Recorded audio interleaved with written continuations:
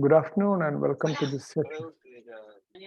We have this session from session is basically the farmers successfully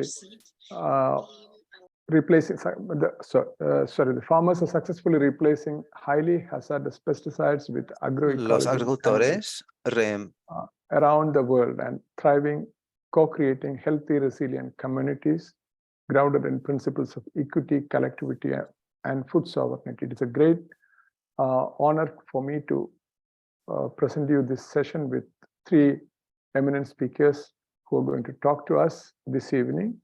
We will start with Chathu Sewwandi from Sri Lanka. We have Marcia Ishii from Pesticide Action Network North America. Then we have Cecilia Elizondo from Mexico. As you can see that it is a matter of great interest to see how the policies are really working in supporting the agroecology in terms of mainstreaming into larger policies of countries or regions. And this is a great opportunity to see the lessons and learn from the lessons and prepare ourselves for taking more responsibilities and challenges. Let me straight away go to invite my first speaker, Chathu, whom we fondly call Chathu Sewwandi, is an attorney of law. As a profession, she is a program coordinator in Vigalpani, which is a national women's federation. She's also working as the project coordinator of Law and Society Trust. Apart from that, she has great experience in agroecology and maintain a farmland and an ecological farm school with her family. Over to you, Chathu. You have about 15 minutes. So thank you very much for the opportunity that you gave me to speak on this special conference and also to bigger audience. And I'm really sorry, I have to start with kind of like a failure story about this agroecological transformation as a country, but there are a lot of lesson learned that I need to share as a country to the other countries from the experience that we have been going through for the past few months and also almost a year. And I would like to share them little by little. So I'm Chathu, as Jan explained, and so this is, I'm going to share about the experience that in Sri Lanka. So, so as you know, like Sri Lanka is first in my speech, I would like to briefly talk about the green agriculture policy, which was implemented by the previous government and previous president, particularly Gotabaya Rajapaksa, and the reasons for enforcing such policy, the reasons of the government, and also the reasons, the real reasons and the real causes, and what were the responses of the farmers in the ground level, and how it impacted on the food security and the economic situation of Sri Lanka. So finally, I will explain about, from our experiences, what we expect in a agriculture policy which support the agroecology. So before I start my presentation, I will explain a bit about the Sri Lankan agriculture context, which will support you to understand the rest of my speech. So Sri Lanka is a country where around like 45% of lands are utilized for agricultural purposes. Further, around 25% of the populations are engaged in agriculture sector, and 24% of men and 26% of women engage in agriculture. So agriculture contributes to the gross domestic product around 88%. So Sri Lankan primary food crop is rice. So we eat rice for three meals, right? So rice is cultivated during two seasons, Kol, Yala, and Maha. It depends on the rain and monsoon and this kind of like a geographical and also climate situation. So tea is also cultivated in the central highland in Sri Lanka, and it is the major source of foreign exchange. Fruits, vegetables, and other crops are also cultivated. So from the earlier days of the Green Revolution in 1960, Sri Lanka has subsidized farmers to use synthetic fertilizer. So as a result, Sri Lanka's annually fertilizer import cost is around 400 million. USD dollars, right? So I will describe you a bit about this ban of agrochemical importation. So before this ban, before this policy, in Sri Lanka, the agrochemicals, particularly the urea and also other the fertilizer, was distributed among the farmers as an agricultural subsidy. It means like they could purchase it from the agrarian service department and agrarian service officers, which is in the most ground level. So paying around 5 to 6 USD dollar. But in 2021, April, amending Import and Export Act in 1969, Sri Lankan government decided to restrict and ban the import of fertilizer and also agrochemicals, including herbicides and also insecticides. So this was written in President Gotabaya's election manifesto as in the Saubhagya Dakma.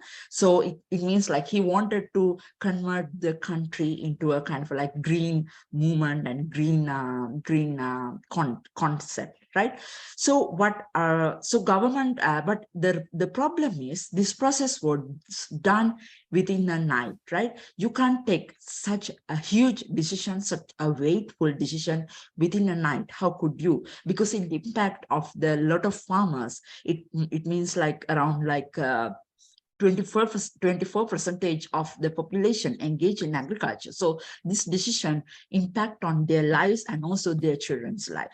So this, as I said, like this was an overnight decision taken by the president. And in his speech, he in the Global Climate Summit, he explained the reasons for taking this decision. He says like the health issues is the main thing, because you know Sri Lanka is a kind of a country which has a lot of cases on chronic kidney disease. So this is kind of a this is the people whom we met in Palwatta in Monaragala district. All of these farmers, they are sugarcane farmers, are victims of the kidney disease. So in this corner, this person is changing his blood. Once if he changed today, he has to change his blood day after tomorrow again. Likewise, these people are suffering from chronic kidney disease. So president bring this as a one reasons like we need to consider this health impact. And also there are a lot of the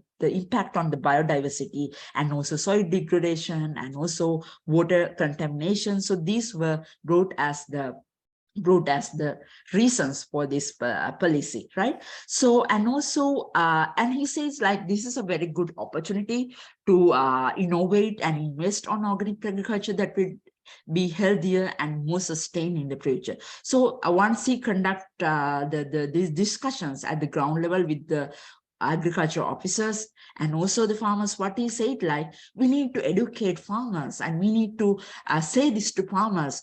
Why these farmers are protesting? Because they are not well educated about this process. So that is what he and his fellows were they were emphasizing. So but what were the real reason behind this sudden agricultural policy or sudden transformation? So it is like by that time, at that time, Sri Lanka defaulted on its foreign debts in May 2022 for conserving the dwelling foreign currency reserve for importing necessary materials from overseas. It means like we declared we can't pay our debts to China, Japan, and those countries anymore because we don't have enough foreign exchange to pay. So because as I said before, we expend around 300 to 400 millions of foreign exchange to import organic fertilizer and chemicals. So we needed to share this money to fulfill the country's essential food requirement for the rest of the months, because we were in a huge economic crisis which impacted through the COVID situation, and also that the tourist was the main economic foreign exchange income way for the Sri Lanka, but because of the COVID situation, it was also collapse, and also the corruptions and everything were impacted. And at this time, we were in a kind of like a very serious situations in terms of foreign exchange. So that's why we wanted to, they wanted to bring this policy. That was the real reason, but it didn't came out, but it was came within the local conversation, but I'm not pretty sure whether it was came out in the global conversation. Then what was the farmers' actions and what was the farmers' reactions? So this overnight shift to organic farming was a complete failure, as farmers dependent on chemical inputs for their crops were unable to begin and their cultivation. So farmers were not prepared or trained to move to organic farming or agroecology, because these farmers were doing conventional farming using fertilizer, particularly the urea and also other agrochemicals, but there were no formalized, or there were no goods and progressive systems and pre-planning to educate or to give training these farmers on how to prepare the organic inputs or how to prepare the compost or anything. Therefore, there was a huge gap, and farmers were protesting continuously all over the country against these decisions. So farmers started to protest, and also government couldn't implement the sustainable plan within a short period of time. So lately in November 2021, the same year, Sri Lankan government announced that permissions will be granted to private sector to import chemical fertilizer. So weedicides and pesticide and the gazette on banning of importation of agrochemicals was revoked. So it has to be revoked because of such kind of a pressure was put in onto the government by the farmers, and the ministers couldn't go to the village, and because farmers came up with the huge protest, and therefore government had to revoke this policy.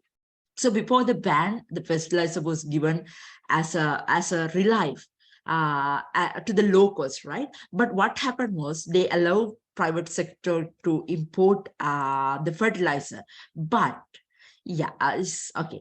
So, but the price of 50 kg, the same amount of the 50 kg, the urea packet was around 40,000 rupees. Previously, it was 2,500 rupees, but now it's like 40,000 rupees.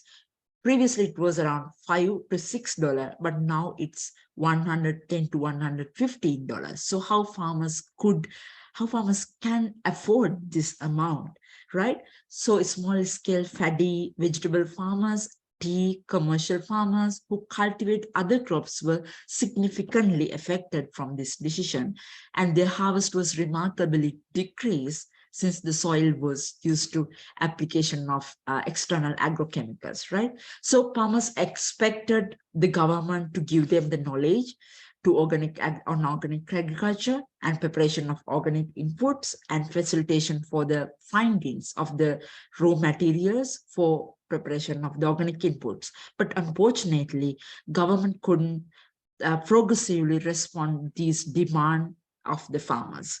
So in the other hand, the agriculture officers were trained, and since their school time and since in their universities, they were trained on how to farming using agrochemicals, right? And what kind of agrochemicals that you need to put for the particular insects or particular weed. But they were not trained, or they were not given and learned about the pest repellent methods and also alternative agricultural practices. Then how could they support the farmers, right? So my father, he went to he's a consultant, and he went to conduct this training for the agriculture officers, but it was so hard to change their attitudes. This is what they were practicing throughout the years, and this is what they were given into their minds by the agrochemical companies and from their curriculums, right? So they were resisted against this at the first, and they said, we are not willing to accept it, right? So from this stage, how could we change or transform into agroecological process in this kind of context in a very short period of time. So you can understand the context and you can understand why this was failed and in Sri Lanka, right? So in the other hand, government and farmers also narrowed this transformation into the organic agriculture, or what do you call this, agroecology, just implication of the compost instead of agrochemicals, instead of urea. But we know as farmers and as practitioners, we know agroecology is not such a narrow concept, right? Agroecology is a kind of a holistic approach which give a lot of answers. It's about biodiversity. It's about preparation your soil and your environment. It's about like preparing an environment for the healthy animals. This whole concept impact to high yield or to nutritional food, right?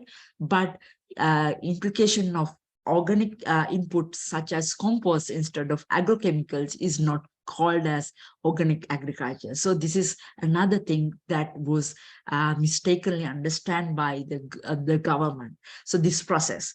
So agriculture specialists and practitioners predicted that there would be a huge harvest deduction because of this, the decisions, and also it will decline the export income as well, because in Sri Lanka, tea, rubber, coconut are the main, like export products, right? So government also enacted some of the programs, like they were looking into locally produce the organic input, and also they were trying to establish some committees on organic input productions, and also trying to do some the trainings for the agriculture officers, but they were not progressive and they were not sustainable, and they didn't respond to the farmers' demand and the farmers' real issues in the ground. So what was the impact of the current economic crisis of the farmers, and also the food security issue? Because, Sri Lanka is currently experiencing the worst economic crisis in the history. The crisis is marked by soaring inflation, and these photos are collected by the previous months. Like the food, fuel, medicine shortages, the several hours of power cuts. Even today, we have like 2 hours power cut per day. And, because all of this, because of we don't have enough foreign exchange to purchase the gas, also other things. So the ongoing economic crisis is pushing more than 10% of its 22 million of people beneath the poverty line, and many low-income families are unable to afford the adequate and nutritional food, which impact on the food insecurity. So the food inflation rate in 2022 September is 94%, and non-food inflation rate according to the report is 57%. So government had to restrict the import of fuel, gas, and we had to stay in a lot of huge fuel queues, right? And the huge queues for days to take gas, and also the fuel and the medicines as well. So this impacted on the poorest community, are the most vulnerable from this issue. So the plantation workers, urban poor, and also fisher folks and rural farmers were the victims of this crisis. So according to we went to some farmers, and they shared like they were the fisher folks, they shared like they couldn't go to the sea for 2 months because they were not able to receive the kerosene to put the boats and go for fishing. So the situation was so bad because they had no enough lands to cultivate, and they don't know about other occupations as well, because they were doing the fishing from their generations, but they don't have enough resources. It means the fuel to go for to the sea and collect the fishes. So their families were in a huge economic crisis. So this is kind of like two news that I collected from the internet. In my left hand side, it says like Sri Lanka has become the 6th place in children malnutrition. So in the right side, we were a prosperous country who, like in the history, we export rice, but this America given us an aid, like they give school children some food, and our minister is getting this food by his hand. So we had such a huge history with all of this, the very rich environment and biodiversity, but this is the situation that we had to face right now. So it is important to understand like what we are, before that, because of this policy, the economic crisis led also into the political crisis as well. I think you might have heard from the news, because there was a huge political struggle, the people's movement, people's struggles, which was happened in the previous year, and the previous president who brought this policy, the President Gotabaya Rajapaksa and Prime Minister Mahinda Rajapaksa and cabinet has to resign from the power because of the people struggle. Yeah, I have. Chathu, can you wrap up?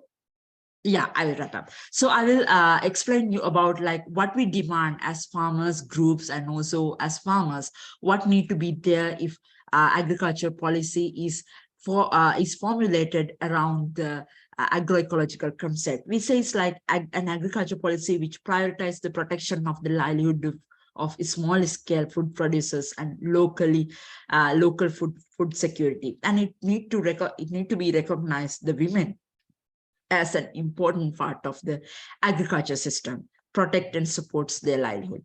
So government agriculture policy should provide a long-term systematic vision towards agroecology. It should be contained with the research, development, and also extension services should collaborate with this transformation. So we should see like key components of agriculture system should be like diversification of productions and agricultural land, enhancing agrobiodiversity, integration of animal husbandry, and also multi-crop cultivation. All of these concepts should be there once we define the agricultural policy in terms of agroecological frameworks. And we should concern about the local market as well. Local market should be strengthened, promote and consumption, and the producers should be there in the higher level of the value chain and also the supply chain. It means like producers should be strong and they should not be exploited in the market chain. So support as creation of cooperatives. We believe that those are kind of like reasonable systems and other collective organizations to strengthen efforts in collective production and processing and marketing. So invest in agriculture related to research and innovation is also necessary, but it need to be on the context of community-based food processing, and such kind of things also need to be like promoted, and also it should also be there. So develop farmer-based cooperative banking system, and also these kind of also things also will assert and sustain this agroecological concept. So it should also talk about the seeds and farmers' right over resources as well. So inclusion of the youth and children are also needed in an agriculture policy that we are trying to bring in the framework of agroecology. So thank you very much. Thank you, Chathu. She was telling us this big story of how the collapse in the transition from policy to practice, the sudden decisions, and how the whole bunch impacted. And I think in the background, we all know how the beautiful country and the great island nation Sri Lanka is in a bit of a financial crisis, and they're trying to wriggle it out. So thank you very much, and you portrayed the whole crisis, and of course you jumped a little bit more time than what you had anyway. So let me introduce Marcia here, again a good friend of us. Marcia is currently the regional coordinator for Pan North America to the chorus. She is also the co-director of the grassroots science program and a senior scientist at Pesticide Action Network. Marcia has a rich experience of working in Africa and Asia. She is also leading the agroecology working group of the Pesticide Action Network Pan International, and a great friend and a wonderful speaker. And over to you, Marcia. Thank you so very much, Jayan. It's a great honor to be here and to be sharing ideas and lessons that we are experiencing as we locally and globally work towards this transition to agroecology. So I will share my screen now. Let's see. Is that good? Can you see? Yeah. Okay, perfect. So I'll begin by let's see here, introducing PAN just briefly, Pesticide Action Network. We are a global network founded in the Global South, in Malaysia, in fact, which is dedicated to ending the health, livelihood, ecosystem harms posed by chemical pesticides, and to the transformation of food and farming systems towards ecologically and socially just systems. We are a decentralized network led by 5 autonomous regional centers. Let's see. Okay. So the latest data on pesticide poisonings worldwide reveal why we do need very strong and effective public policies to support transitions to agroecology. We know that pesticide poisonings continue to affect millions of people every year. A systematic review conducted by PAN and colleague scientists, others as well, found that pesticides are responsible for an estimated 385 million cases of acute unintentional poisonings every year. That's about 44% of farmers and farm workers globally. So why does PAN highlight agroecology as the way forward? Well, evidence from farmers on the ground and backed also by scientists and international expert assessments clearly indicates that agroecology enables a robust systemic transformation of our agricultural systems. It not only enables the phase out of highly hazardous pesticides, but also supports climate resilience, food sovereignty, equity, and justice. So today we are seeing the emergence of new and innovative public policies and initiatives designed to support the much needed transition to agroecology. And I am going to share just 2 examples today, one from the local and municipal level and one from the provincial level. Oops. Don't know what happened. Okay, so in sharing the example from Valencia, Spain, I would like to first thank Lidia Garcia of the Valencia Center for Social Innovation and Valencia's Right to Food Observatory. Lidia has shared her experiences with the Valencia Food Council with me and also presented on a recent PAN webinar on policy pathways towards agroecology. So this is a story of how the people of Valencia undertook a deeply participatory, well thought out planning process that led to the establishment of a democratic food council that is now guiding an agroecological transition across the city. A hugely important feature of the Valencian landscape is the Huerta, which is a vast peri-urban agricultural area, over 11,000 hectares, spanning 40 municipalities, and it's supported by the region's ancient traditional system of irrigation canals. This Huerta de Valencia is one of the last 6 landscapes of its kind in Europe, and it has been recognized by the UN Food and Agriculture Organization as a globally important agricultural heritage site. Now, this is important because the Valencians' connection to their land and their cultural heritage plays an important role in what followed. Just a bit of historical context. A couple decades ago, the Huerta and the traditional canals were deteriorating, and it sparked a local movement to protect and restore both. The effort gained political momentum a decade later with the emergence of the broad national movement in Spain of 15M, or Los Indignados, who were demanding a more participatory democracy in Spain. So the larger political context is always relevant. And this situation eventually led Valencia to the point that it declared the city's commitment to a more sustainable, healthier, and localized food system, and to its signing of the Milan Urban Food Policy Pact of 2015. Now, from there, Valencia undertook a 2-year participatory planning process, which resulted in the establishment in 2018 of an innovative governance space, which we call the Municipal Food Council. Now, this process brought together many people from across Valencia's food system: urban and rural producers, agricultural unions, consumers, academics, political parties, public administrations, civil society groups, and the private sector, local markets, and so on. Now, as you can imagine, the process was not easy.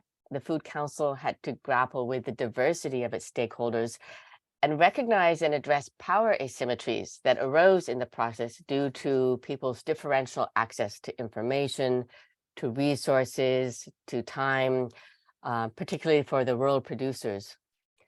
So overcoming these challenges required this persistence of patience, transparency, and a real commitment to building trust across groups of people that had not previously worked together. They also recognized the need to develop a common language around key concepts, such as agroecology, food sovereignty, and the right to food. Now, the result was the Valencia Agri-Food Strategy 2025, which provides the Food Council with guidelines on how to affect this agroecological transition, how to understand and support the local food economy and local governance systems, how to implement the right to food and undertake food system planning, not just for the municipality, for the city, but for the larger bioregion, the territory as well. Just in terms of concrete outputs, Valencia's food movement has resulted in formation of communities of practice that have promoted participatory systems of agroecological guarantees for producers, a program of ecological food procurement for school canteens, establishment of a garden council to promote agroecological production in the huerta, in the peri-urban garden, and an organic production plan to reduce the use of pesticides over time. They also prioritize the right to food and actualize this by distributing agroecological produce baskets to vulnerable persons in the community, and established a platform for food sovereignty. And finally, as shown here, the expansion of market space for small-scale producers by shortening food supply chains.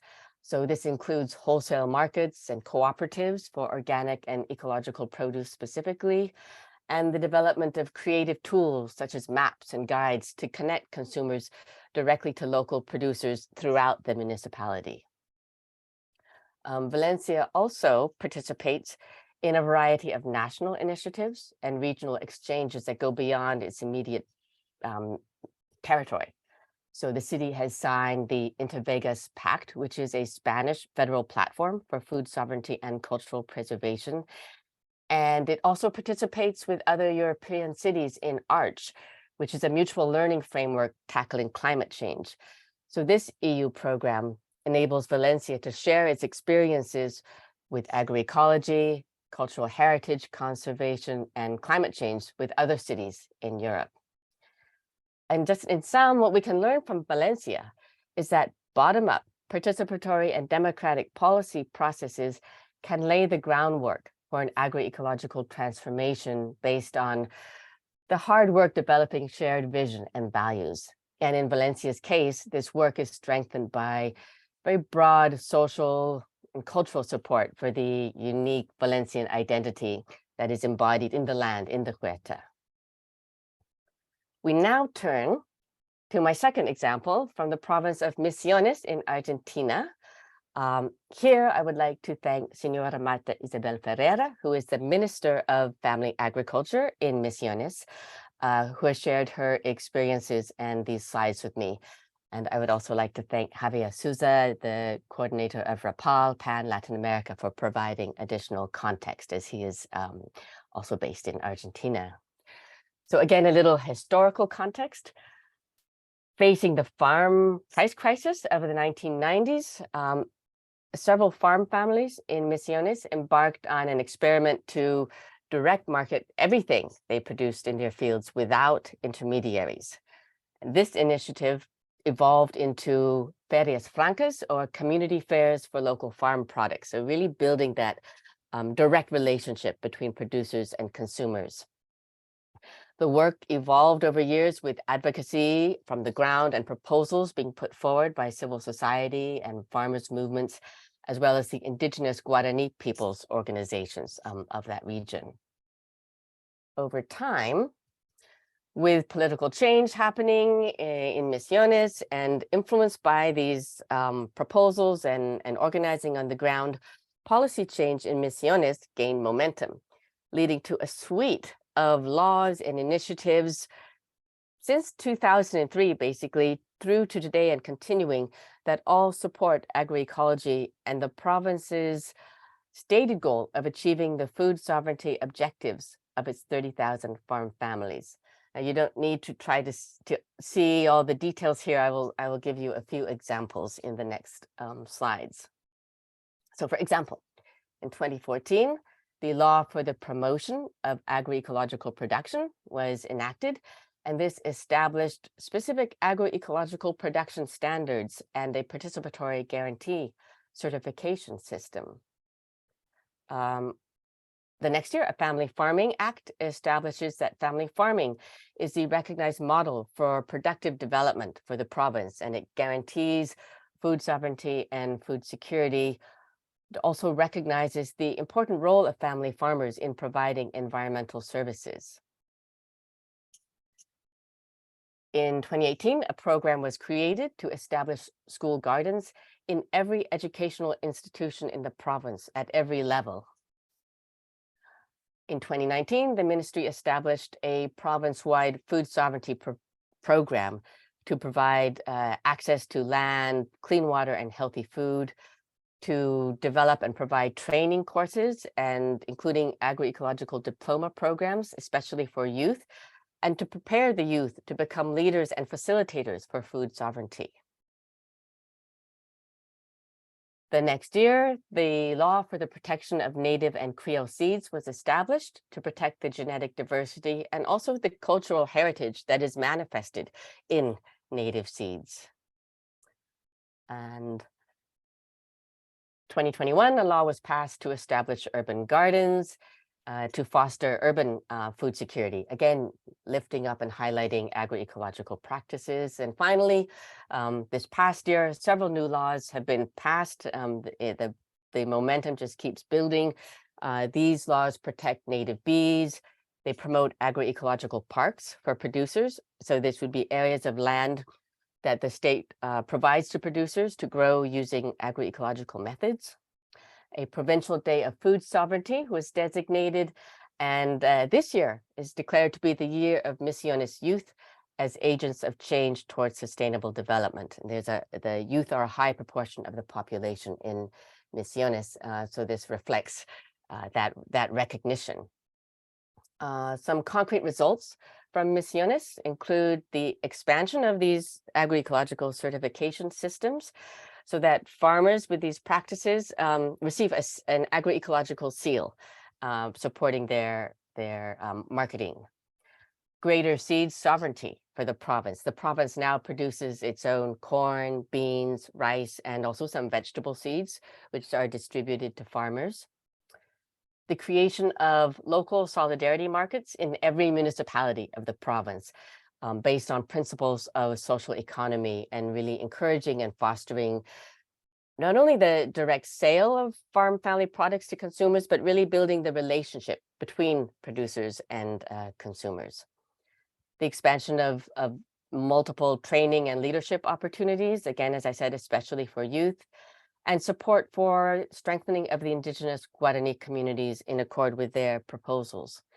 So these developments in Misiones, a small province, but a mighty one, provide a powerful example of how commitment across an entire province can create an enabling environment for agroecology.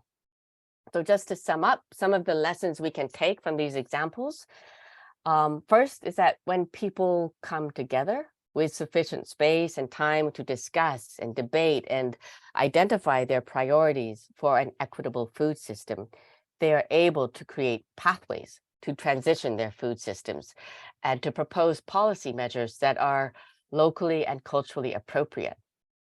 Some of the key factors, or we might say ingredients, for the establishment of enabling policy environments, very important is the existence of strong social movements that are able to both articulate community priorities and demands and engage policymakers in the process. A commitment to inclusive, transparent, participatory planning processes that consciously tackle power asymmetries. Those are real and those must be addressed. The investment of institutional resources and support that can provide a safe container for such planning processes to take place over the time that it actually is required. Also important, political commitments to broad principles such as food sovereignty and respect for human rights, specifically the right to food, to health, to clean water and a healthy environment, to a safe working environment, as well as the rights of indigenous peoples and peasants. So this kind of rights-based approach and commitment to systems transformation is necessary to ensure that the planning and the way forward is not piecemeal or fragmented or too narrow, but is holistic and integrated across society. In other cases, not presented here, we see that regulatory measures to phase out and ban hazardous pesticides, or for example, laws that prohibit the double standard of exporting pesticides banned at home to other countries, these can be important drivers stimulating recognition that the time for change has come. Definitely having allies and champions within public institutions who hold themselves accountable to the public is so important. We saw the role that Senora Marta Isabel Ferreira has played in Misiones. Leaders who can bring their vision and sustain conviction, and who can also withstand corporate pressure or pressure from other entities or governments to abandon course. There are, of course, many interests that are pushing against this kind of transformation. We can talk more about that later. Knowledge exchanges. So not only these hands-on experiential training programs, that is really important to bring in new generations and shift the thinking, as Chathu was sharing, of the the training that has been inculcated in the past under sort of green revolution thinking. So new ways of interacting, as well as old ancestral ways of interacting with the land and with our relatives of the earth. But also knowledge exchanges that can lead to innovative experimentation with institutional, social, and economic arrangements, such as solidarity markets, participatory guarantee systems, or pesticide-free zones, or towns, or territories. So just in conclusion, we have seen that a holistic, integrated policy framework for agroecology developed by and with communities and with policymakers and governing agencies from diverse sectors can help us address multiple goals of climate resilience, health, food sovereignty and the right to food, protection of cultural heritage and biodiversity, livelihoods, and economic well-being. So I will end there. And thank you very much for your time, and look forward to the discussion section. Thank you, Marcia. We are almost running time, and now let me invite Cecilia. You heard how Valencia and Argentina, Minois, the province in Argentina, is changing the narrative and the bottom-up approach, and a very sophisticated, very planned transition is happening. And Cecilia works with the Secretariat of Agriculture in Mexico. She's also a member of the intersectoral group on health, food, and environment and competitiveness. She has represented Mexico in several occasions, representing the country, and a great speaker on agroecology. And here we are listening to Cecilia. Over to you, Cecilia.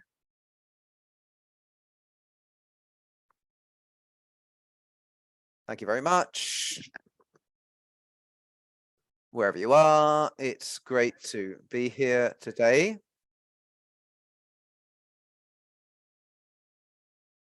We're doing some very important work.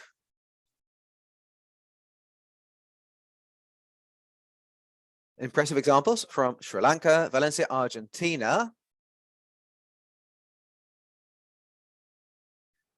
And there's lots in common. So I want to share screen now.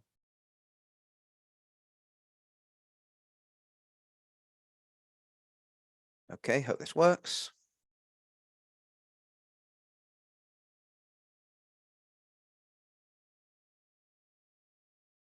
Can you see my screen? Yes. Yes, we can see. Please go ahead. So this is my presentation. It is in English, as you can see, and I shall speak in Spanish in the meantime. So this is our experience in Mexico from the Subsecretary for Food Self-Sufficiency, which is part of the is also part of the intersectoral group GSAMAC.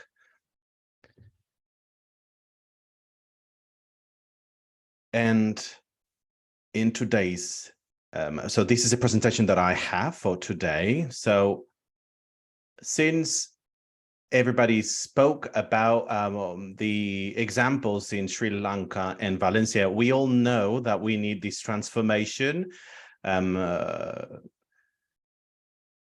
a neoliberal based system. In Mexico, Mexico is no different than Sri Lanka or Valencia. And in the past, we used to, producers were given glyphosate from the secretariats, and obviously everything has changed.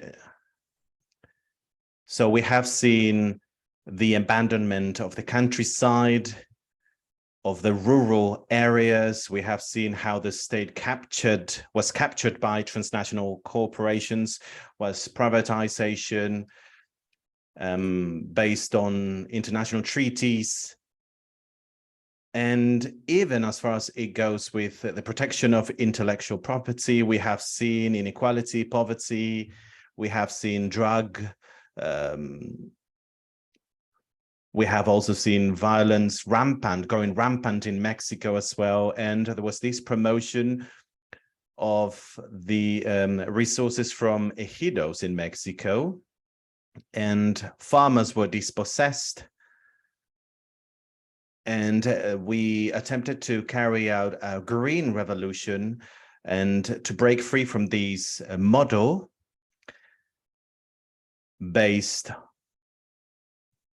We wanted to break free from these ultra-processed foods, because we all know how harmful it is for our health. And we also saw how there was this imposition of a food model system based on ultra-processed food beverages. And we all knew that we needed this transformation because it's unsustainable, it is unhealthy, and basically it's not good for anybody. In Mexico, we have been working to highlight the importance of the knowledge from indigenous people and peasants. We have attempted to make a transition towards a agriculture that is green, which is more sustainable, and it's fairer and healthier for everybody. And not only that, which is also low on carbon emissions as well. We also try to make a transition towards a shorter value chain. As we have seen in Argentina, we've been working on regulation through the implementation in the application of laws or the drafting of new laws, we have been working. The GSAMAC is made up by 11 different areas, different secretariats. We needed to work like this because we are addressing a very complex system, and the actions that have been conducted over the past 4 years reflect the political will, which is absolutely essential to accomplish changes. So the precedent from the starting point, he was talking about the need for a transformation towards a greener system. And from day one, they implemented different programs such as, and also from the Secretariat, we also worked along with others to create a system based on certifications and labeling of ultra-processed foods. They passed a progressive phasing out of the glyphosate by the year 2024.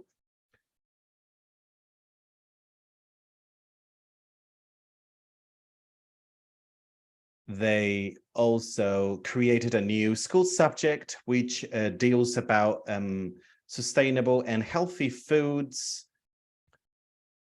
and they boosted the green activities through different banks, and they fostered and passed a general law for the protection of local grains.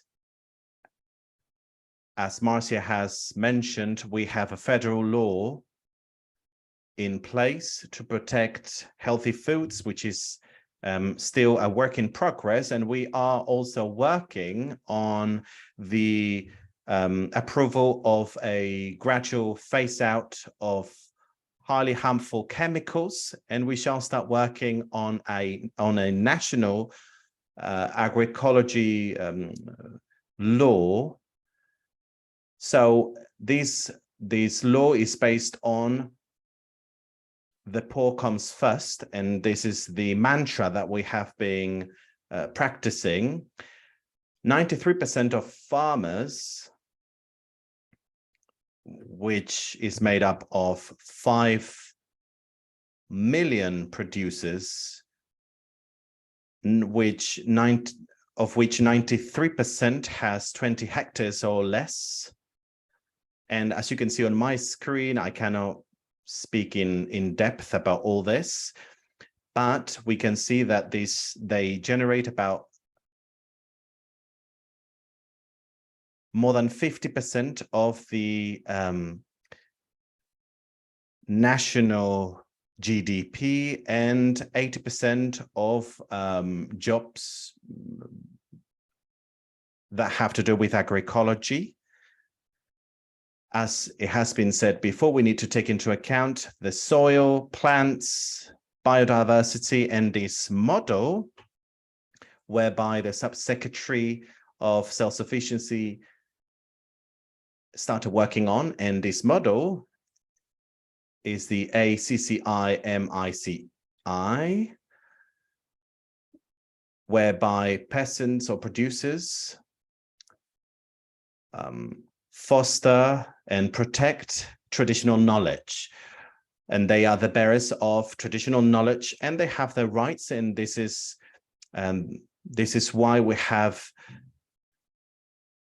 a complex system where we have the soil, the plant, the air, and we have different technicians that received some training over the past 4 years. And the first thing they do when they go on site to bring support to the peasant is to analyze the soil.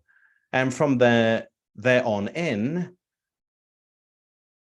along with the peasant and their own knowledge, they work together so that the plot of land gradually phase out the agrochemicals that they have been using in the past, because that is what they knew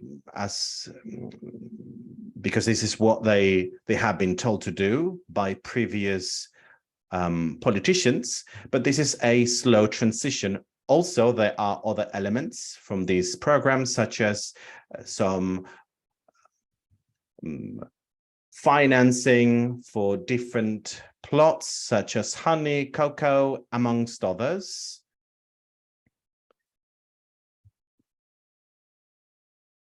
So we support the production of all these crops. We have this technical accompaniment, which is not, it differs from an instruction.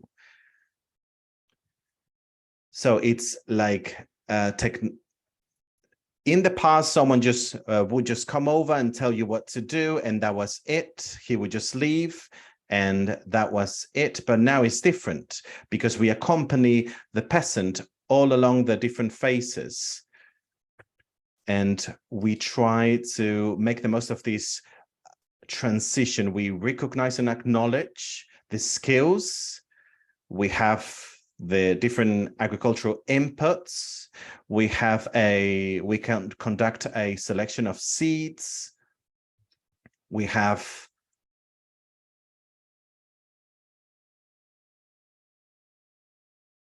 try to promote the integration and the creation of associations, technology innovation, and there is a cooperation in between different institutions, as it was said before. And we started working on making shorter chains of production. Before, through public policies, they used to favor big holders of land, but now we are reversing the trend, and we are trying to bring support to smaller farmers and smaller holders. And this time round is bi-directional. The technician also learns from the peasant and vice versa.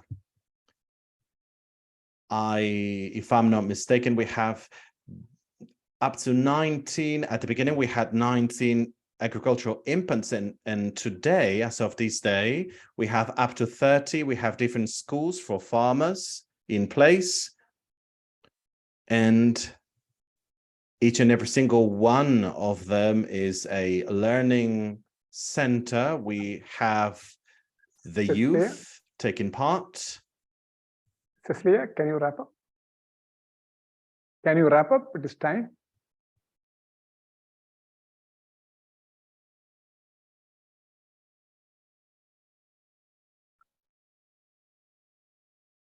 We are working in 35 regions, 27 states, 500 coordinations. We are producing more in the field. You can see all the data here. The soil's being improved. We're reducing glyphosate and production costs. We're making good bio inputs. We're working there with the Health Secretariat. There's a platform where you can go in, find bio inputs producers. There are 3 projects we're working on.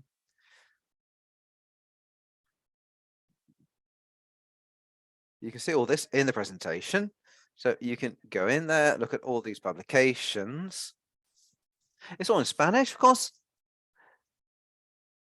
This is part of the work that we're doing, working on the bio inputs, the courses that have been done. It's from production to the plate, farm to fork. All these areas are working together. We're working on the legal framework, working together. We can implement public policies for agroecological transformation. We've got recommendations. Yeah. Can I ask the speakers to switch on the video? Look, I'm asking all the speakers to switch on the videos. We are coming to an end. The time is almost up. Sorry. Thank you. And I'll just say one more thing. We're having a conference in 2023 in Oaxaca. It's called agroecology and self-sufficiency in food in a multipolar world. You're all invited in Oaxaca. 3 days of intense work. Everyone can show the actions they're doing. Come to Mexico. You can visit the programs on Thank ground. you. Oh, Thank sorry. you. Thank you very much, Cecilia. We also, let me take the opportunity to thank all my 3 sisters who spoke quite well about the transition and the problems, a good lessons learned from the grassroots. I invite all the questions, and we break for a minute, and then we will come back to the question and answer session. So just stay there in the Zoom. Thank you very much. Over to Daniel.